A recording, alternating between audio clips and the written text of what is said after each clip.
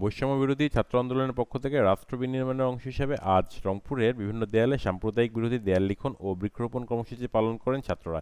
এতে অংশ নেয় বিভিন্ন স্কুল কলেজের শিক্ষার্থীরা। বৈষম্য বিরোধী ছাত্র আন্দোলনের রংপুরের সমন্বয়ক মাহির ফয়সাল বলেন, রাষ্ট্র বিনির্মাণে আমাদের একসাথে কাজ করতে হবে এবং সকল অপশক্তি ও সাম্প্রদায়িক হামলা রুখে দিতে হবে। এছাড়াও আপনারা জানেন যে সারা দেশে সংখ্যালঘুদের উপর যারা রাজনৈতিকভাবে পরাজিত সৈনিক তারা বিভিন্নভাবে হামলা করছে এবং এখনও হামলা করার চেষ্টা করে যাচ্ছে।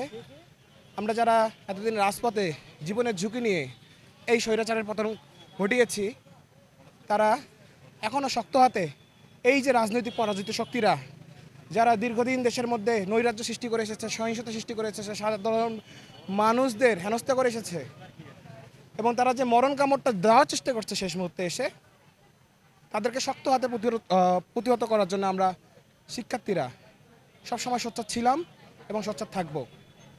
এদিকে অন্যতম সমন্বয়ক মোতাওয়াকিল বিল্লাহ বলেন, রাষ্ট্র বিনির্মাণের অংশ হিসেবে আমরা আজ বৃক্ষরোপণ কর্মসূচি পালন করছি।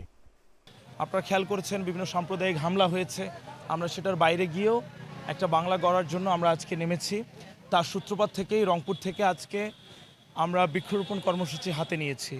রংপুর শহরে যে সকল জায়গা গাছ লাগানোর জন্য উপযোগী, যে সকল জায়গা ফাঁকা আছে, আমরা সে সকল জায়গা নির্বাচন করে বৈষম্য বিরোধী ছাত্র আন্দোলনের রংপুরের যে সকল সমন্বয়ক ছিলেন সবার সিদ্ধান্ত ক্রমে আমরা বিভিন্ন গাছ সংগ্রহ করে গাছ কিনে আমরা সারা শহর আজকে বৃক্ষরোপণ করছি।